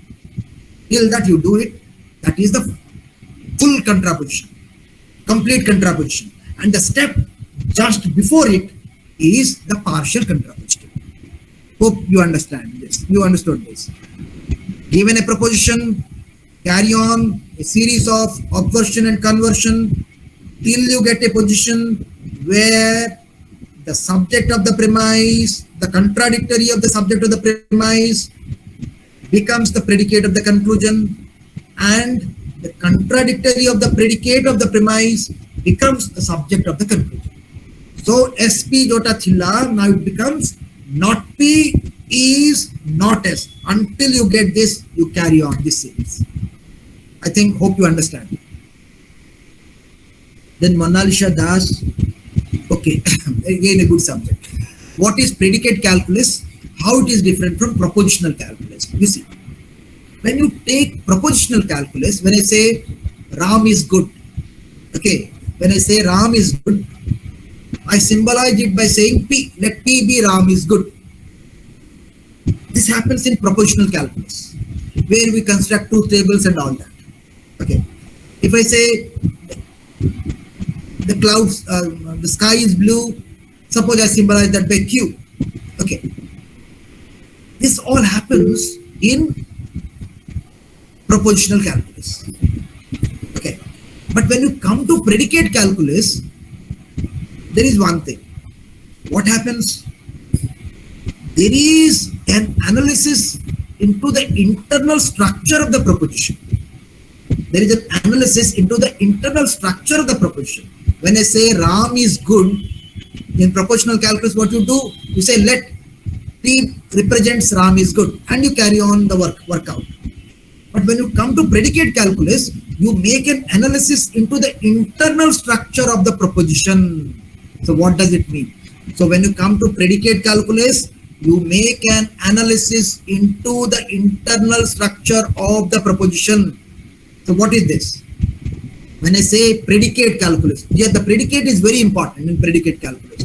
Why? When I say Ram is good, okay, I say good. Good is symbolized by, I'm not symbolizing the entire thing as P, as in propositional calculus. Here what I am doing is, I'm looking into the internal structure of the proposition. I'm saying Ram is good. So here what I am doing, let G means good.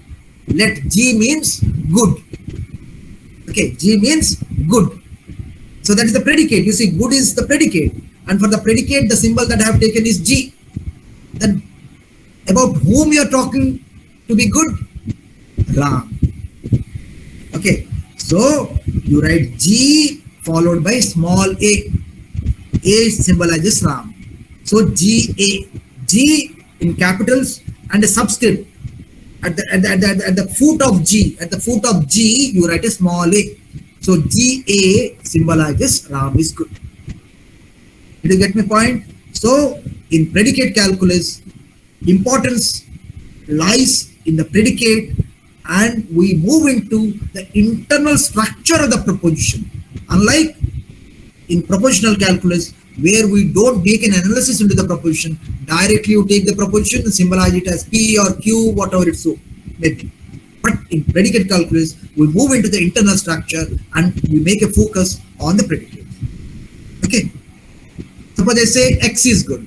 If I say X is good, so it will be symbolized in predicate calculus as G followed by small x at the base of G, Gx. So this shows, if you know that G means good, so it means X is good. So you make an analysis into the internal structure in predicate. A lot of things to discuss, but we can have this much understanding can help you to move further. Yes. Argumentum ad misericordiam. You see, argumentum misericordiam again is argument from being pity, being sympathetic. You see, you are not arguing. You see, normally when you argue, the argument should be based on some reason. Okay, so misericordiam is an argument from pity. You have some sort of pity feeling for somebody. Okay, out of pity, out of charity, out of compassion, you accept some position. So there you commit this fallacy of misericordiam. It is fallacy arising out of some sort of sympathy, some sort of pity due to the state of affairs of the opponent. You, out of pity, you go down. You don't argue actually. As per the format of reasoning, you don't argue. Okay, you out of pity, you go down.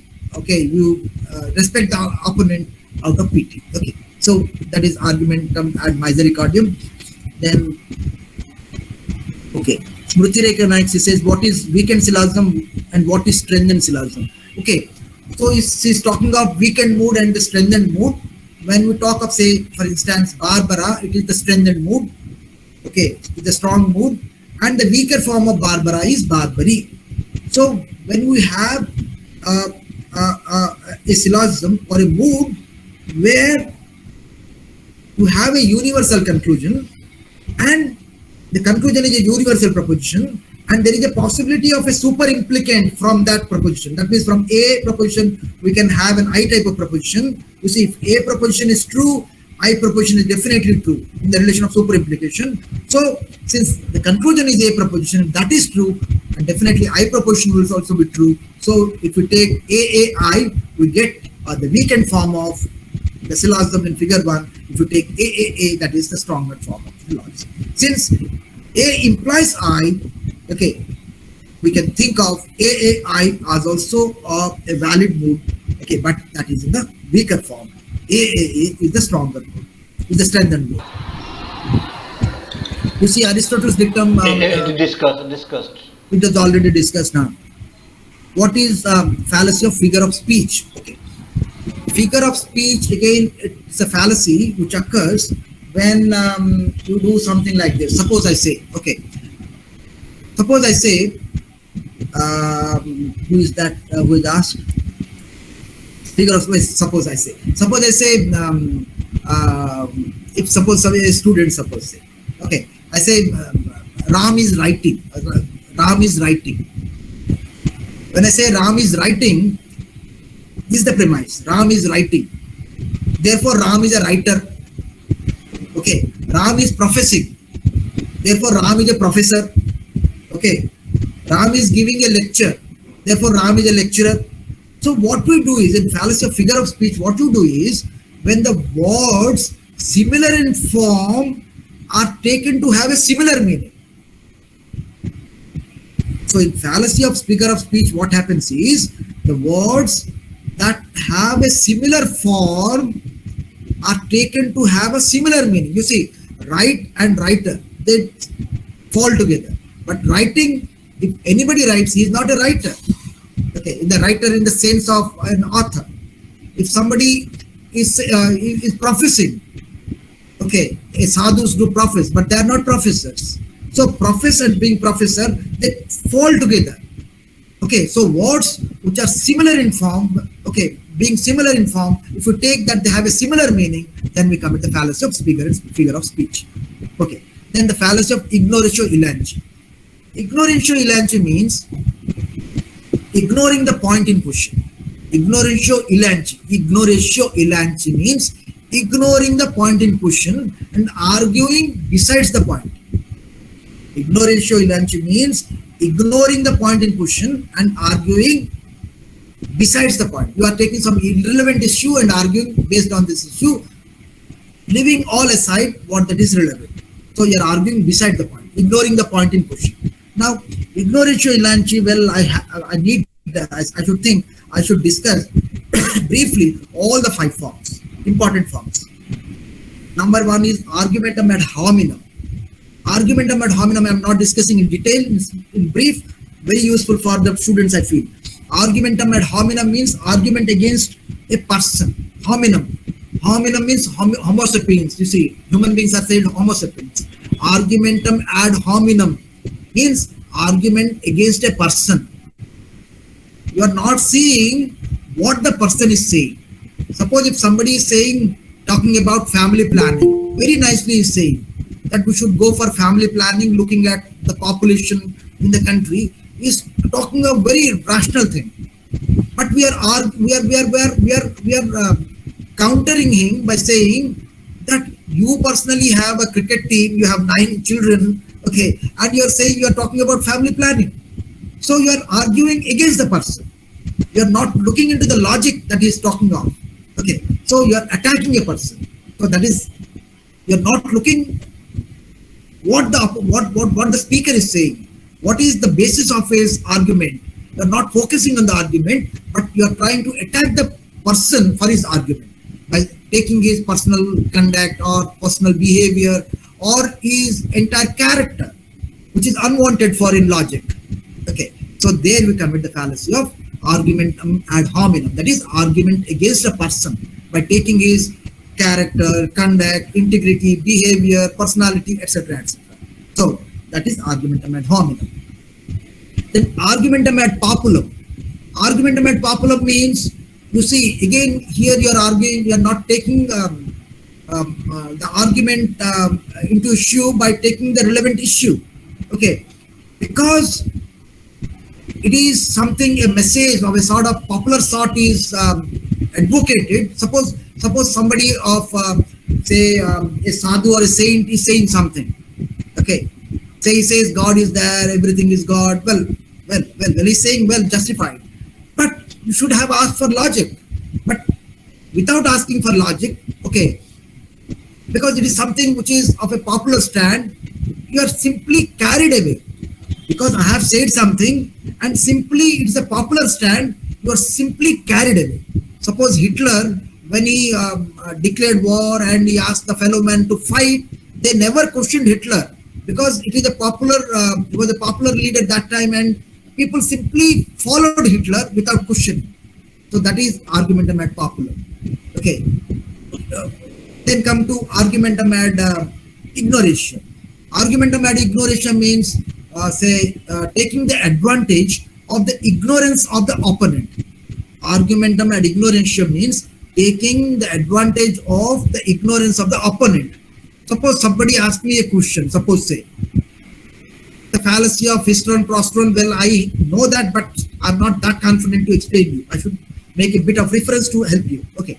So when a teacher knows that, well, the people are, the students are ignorant of this, so the teacher says rubbish, all rubbish, and somehow tries to escape.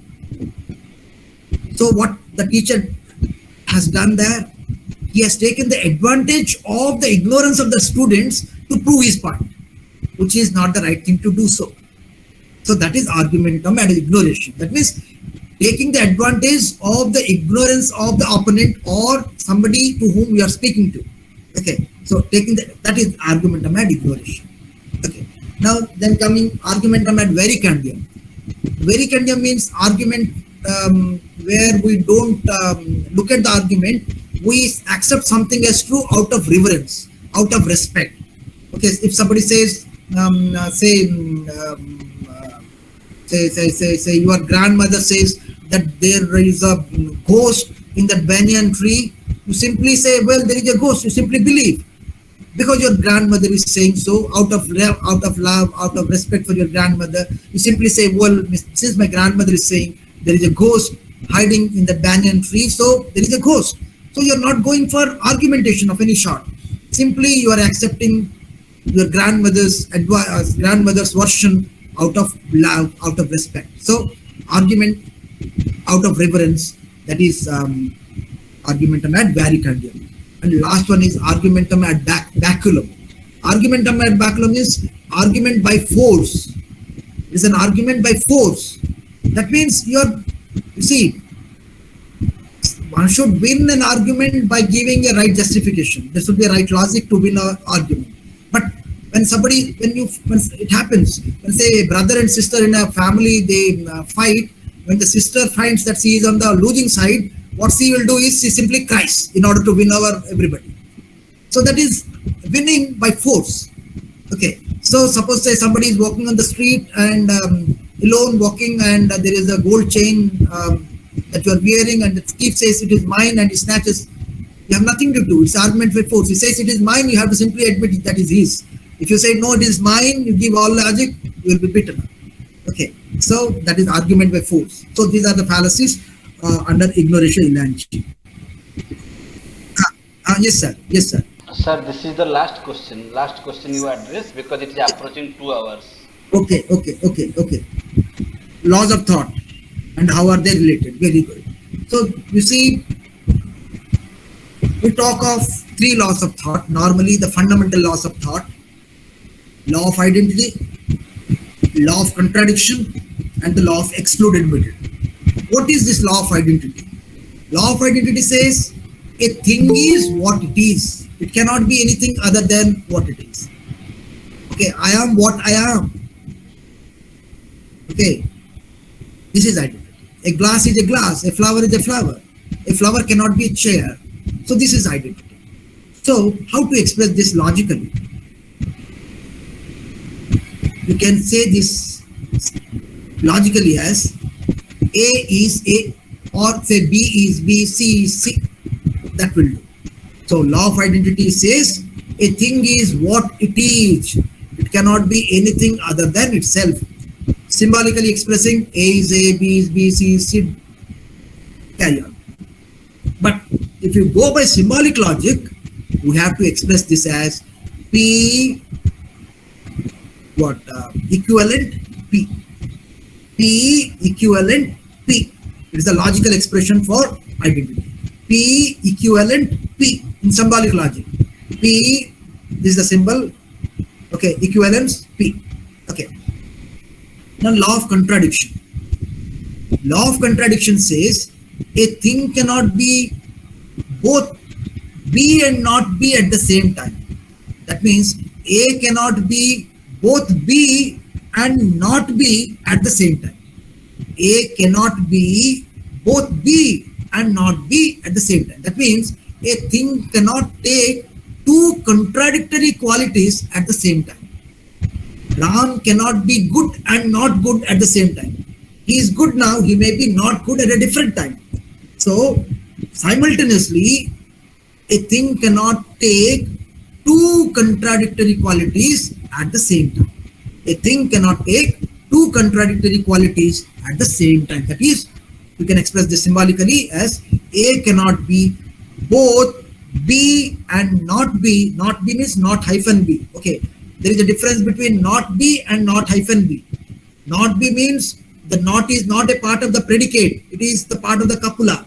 When I say A is not B, here not is the part of the copula.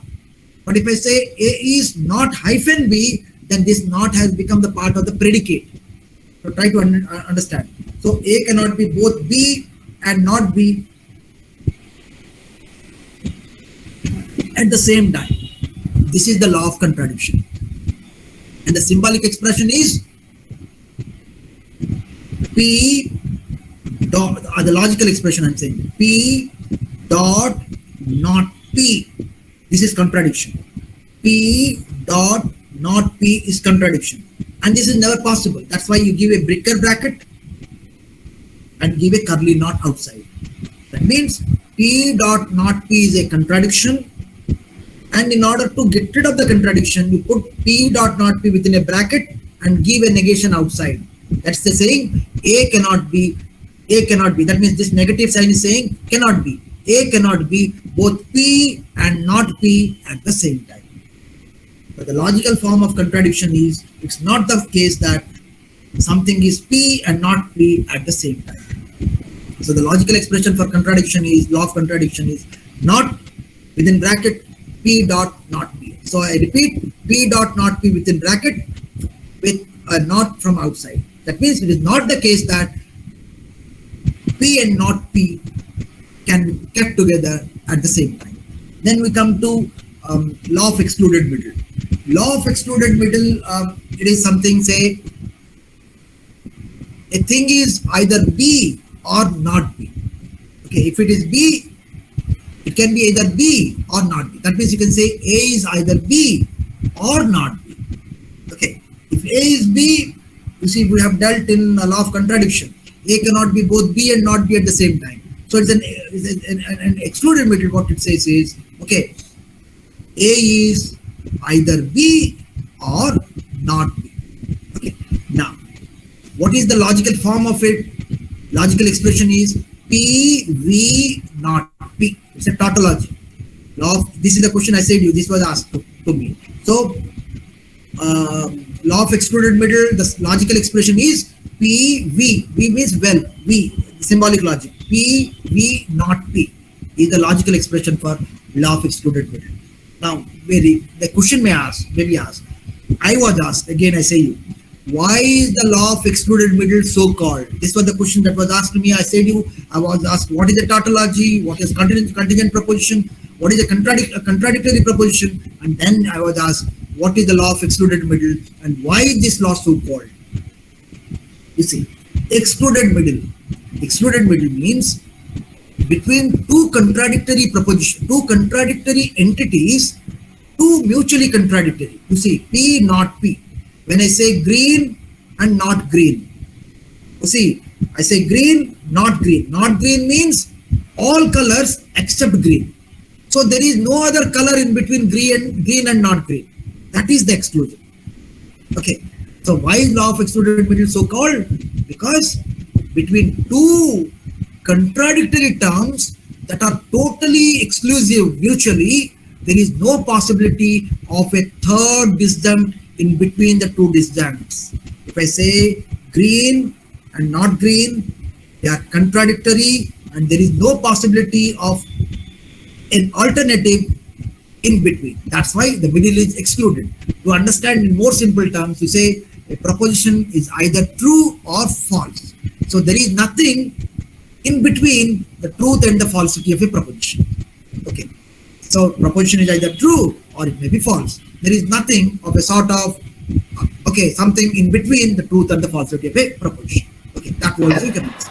Thank you, sir. Okay, sir, thank you. So we shall conclude now. It is already 2 hours. Carry a lot of time to type.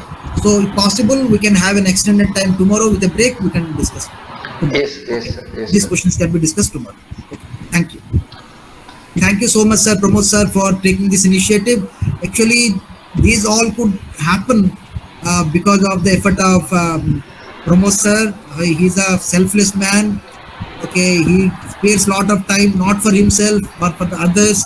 So he is a justified man for doing philosophy because he is really a committed man, and this could be possible because of him. And I never thought of such sort ever came to my mind, and suddenly he could materialize all this, and I could see the responses also. Nearly 100 students coming and going, and nearly 100 students joined it.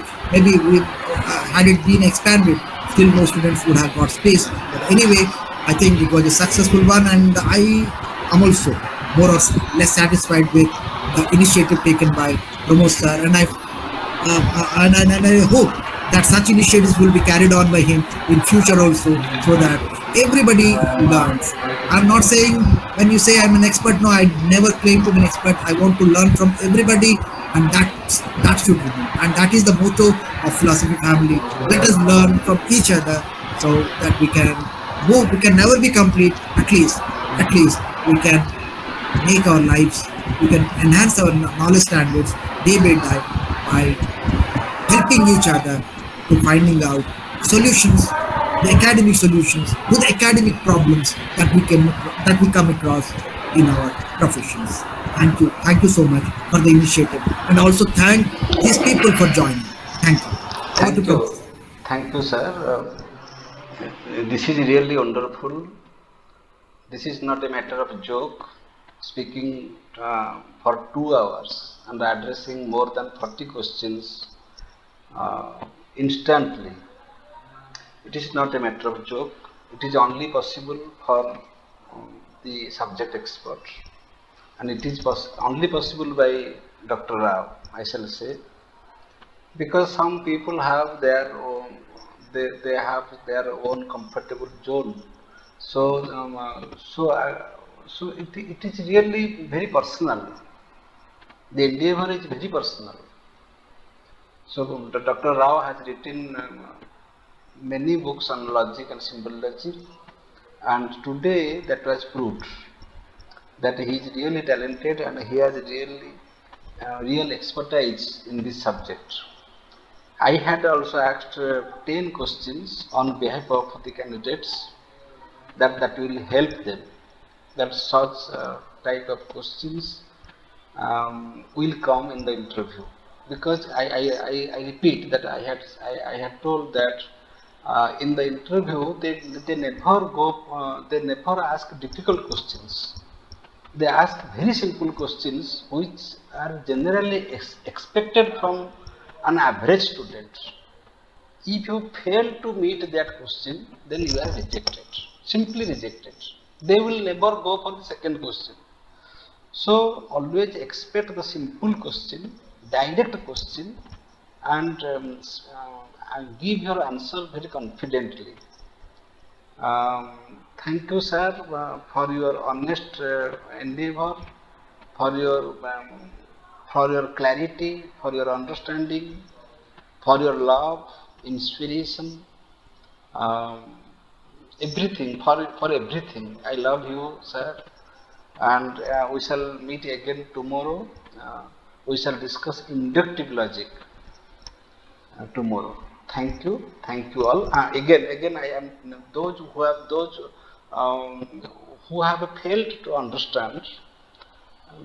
They can go through the YouTube channel. They can view this again and again, so that they can understand. And those who have not viewed, they can also view it, because tonight it will be uploaded in the YouTube. Tomorrow morning you can get it. I shall send the link in the group, so you can view it again and again and again. Number 3, I shall tell that on Saturday I have a talk on Immanuel Kant that will also help you. The topic is transcendent and transcendental, but this topic is about Immanuel Kant, so you can get many information about Immanuel Kant. So you please attend it. If all these programs will be successful, we have planned to take other 2 classes in the next week on Indian philosophy one day and history of philosophy one day. That will be taken by both Dr. Rao and myself. So let us hope for the best. Thank you all. Wish you all the best. Thank you, and we are really grateful to Dr. Rao. No, I'm just brought into activity, but you are the real initiator. So, lot of thanks, a lot of thanks, and you could make this happen. A lot of students have joined. We could interact. We could see. So, all you see, the initiation is more important. Once the thing is initiated, then it will go. Okay, if you are into the interview board, the first question matters. If the first question is solved, then slowly the interview will go on. So this is the initiation that you have put in and the idea that has come to you. So it's a great effort and hope that our students do well in their interviews and Yeah, all good. sir, I shall add one thing. Sir, In the interview board, they notice they don't see how much you know. They see how better you know, because it is very difficult to know everything. Nobody, it is impossible. But whatever you know, how better you know this. They see that. That is the secret of an interview. What is your clarity, conceptual clarity? What is your understanding on the subject? And if you will become a lecturer, how can you teach? How can you clarify the doubts of students? They will see that. How much you know, how much you don't know, that does not matter. Thank you. Thank you, sir. thank you all. Thank you all. I wish I have all good wishes for all of you. Now you also prepare at your homes the demonstration. Maybe in the interview, Pramod sir might be knowing that demonstrations are being asked. 10 minutes or 15 minutes are given for demonstrations. You prepare for that also. SSB candidates, I inform to them. Okay. Thank you, sir. Thank you all. Now the meeting is declared. Okay, sir. Namaskar. Namaskar.